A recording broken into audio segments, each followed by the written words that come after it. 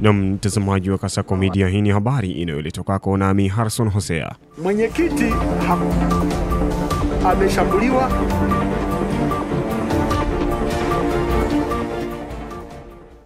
Mgombea wa nafasi ya rais wa Jamhuri ya Muungano wa Tanzania na mwenyekiti wa Chama cha Mapinduzi Taifa, ndugu Dr. Samia Suluhu Hassan, akiendelea na ziara ya kunadi sera zake kwenye kampeni za uchaguzi katika mkoa wa Tanga, amepita katika wilaya za Pangani, Muheza na Tanga mjini, akizungumza na wananchi katika kuomba ridhaa ya kuongoza Tanzania katika muendelezo wa kampeni hizo.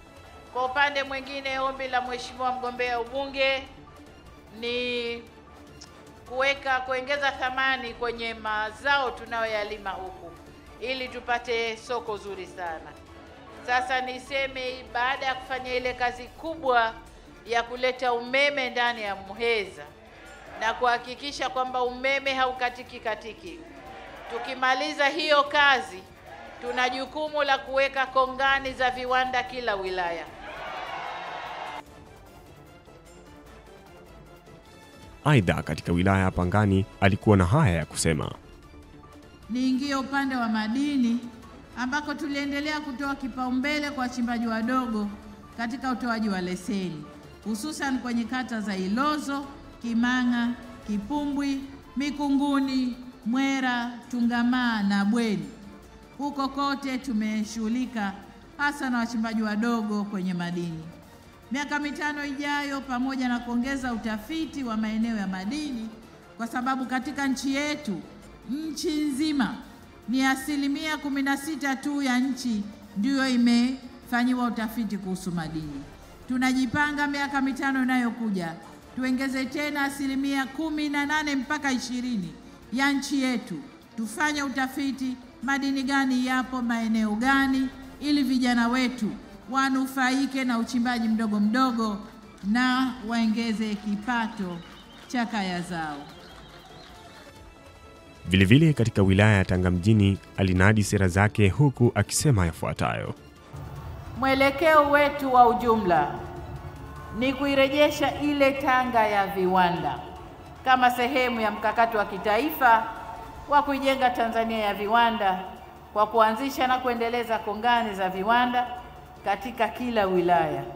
Sambamba na hilo, tutafufua viwanda vilivyobinafsishwa lakini havijaendelezwa, ikiwemo kiwanda cha chai kule Korogwe. Lakini pia nimefurahi kuona kiwanda cha Foma nacho kimefufuliwa. Waziri Mkuu Tanzania Kassim Majaliwa amekiri utendaji bora wa Rais Samia, akisema ni mama wa maendeleo kwa kusimamia utekelezaji wa miradi. Habari kamili, ungana na Mwanawahi Mpate. Mjumbe wa kamati kuu ya halmashauri kuu ya CCM Taifa na Waziri Mkuu Kassim Majaliwa amesema Rais Dr. Samia Suluhu Hassan ameendelea kuthibitisha kuwa ni mama wa maendeleo kwa kusimamia utekelezaji wa miradi mikubwa ya kijamii na kiuchumi nchini.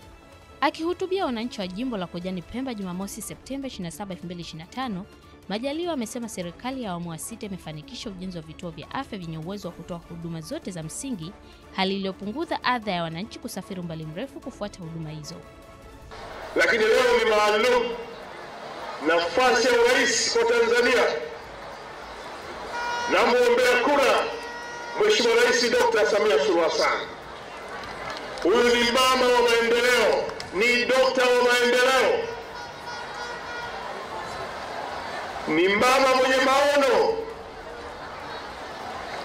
Aliingia madarakani watu wakiwa na mashaka, lakini leo Watanzania na nyinyi wote mnaangalia television, anafanya ziara huko na ameimarisha miundombinu mnayoitamani kila siku muitumie kwenye sekta ya elimu, afya, maji, umeme, usafirishaji kwa maana ya kilimo, lakini pia miundombinu ya barabara na vinginevyo. Ni kazi kubwa kaifanya Dr. Mwinyi.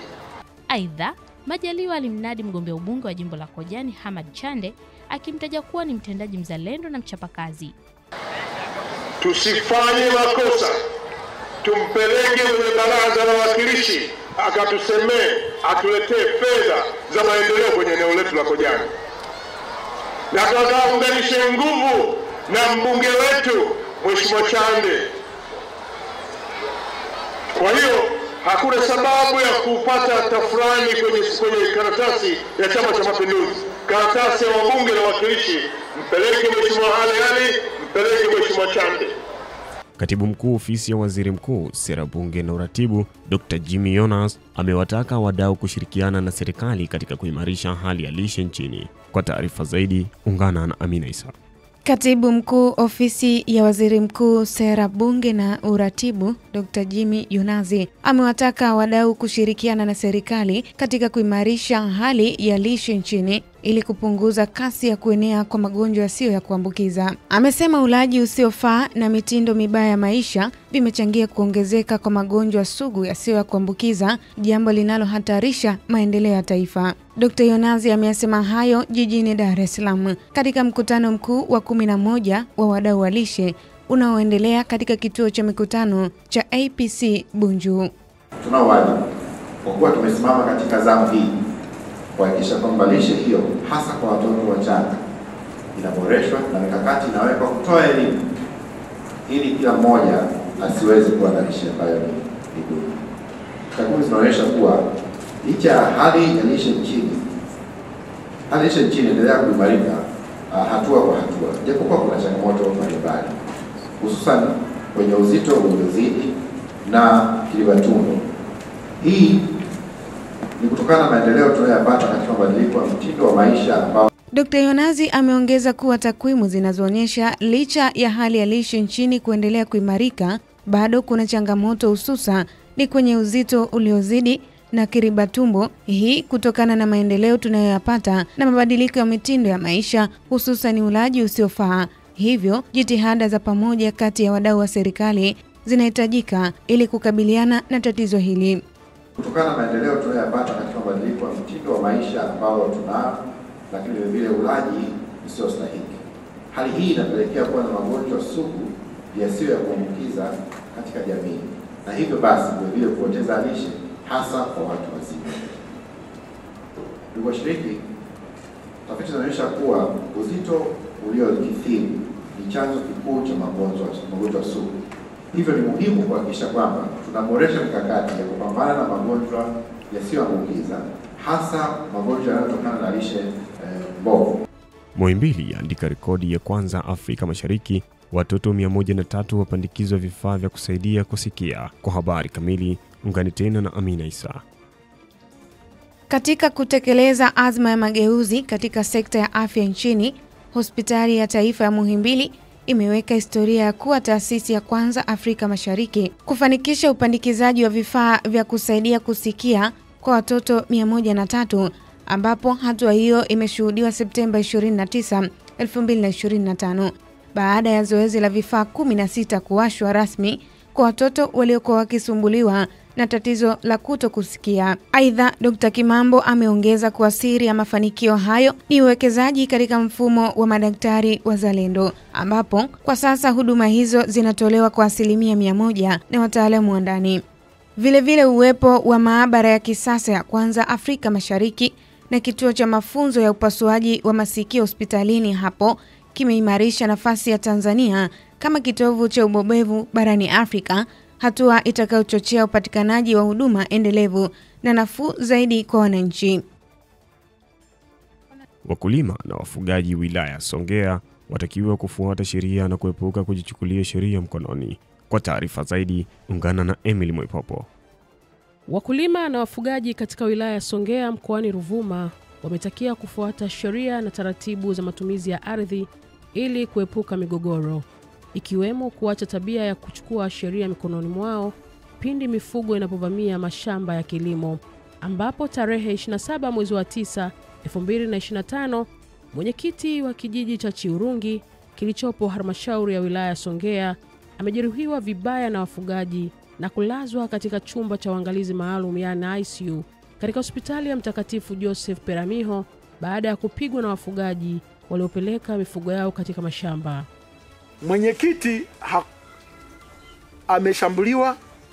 Sisi serikali tunachukua hatua kali na itakuwa ya mfano, na hao waliofanya hilo jambo watasimulia mpaka wajukuu zao, watawaambia kwamba kuchukua sheria mkononi si tu kumpiga mwenyekiti, kumpiga mtu yeyote ni kosa kubwa, maana wamempiga daktari, wamempiga damu zikatoka ndani zikaharibu kabisa, na anapokuwa kwenye ICU hawa msiwaachie haraka kabla hatujawapeleka mahakamani.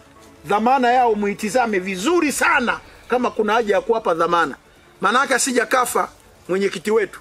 Hawa wanaochukua sheria mkononi wanakosea sana, kwa sababu kijiji hiki hakina eneo la kuchungia mifugo, na mwenyekiti alikuwa anafanya kazi yake nzuri. Hali tuliokuwa nayo saa hizi, sisi binadamu hatuna maisha.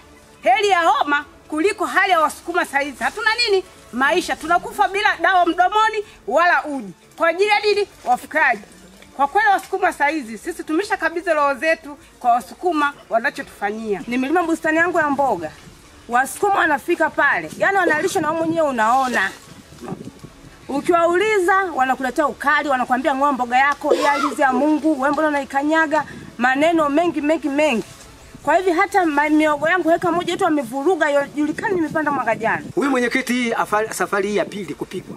Mwaka jana alipigwa, mwaka huu amepigwa. Kwa hiyo tunaomba serikali hawa jamaa iwatengee sehemu ya kuishi. Wapo jirani na vijiji. Sasa sisi hatuna raha. Kwa kijiji chenu kwanza hamjatenga eneo la ufugaji, lakini pia hatuna orodha ya watu waliosajiliwa. Kwa hiyo hapa tunatambua kwamba hakuna mifugo katika kijiji cha Chiulungi. Katika kata hii limetengwa eneo la ukubwa wa ekari 3,300 katika kijiji cha Litoa. Kwa hiyo tuna changamoto mnazozipata, maana yake ni wale wanaotoroka kule kwenye maeneo tengwa kuja huku. Shukrani sana Emily Mwaipopo, na taarifa hii inatupeleka ukingoni katika taarifa zote tulizokuwa nazo hivi leo hapa katika Kasako Habari. Mimi ni Harrison Osea nikikuletea habari hii kushirikiana na maripota wetu.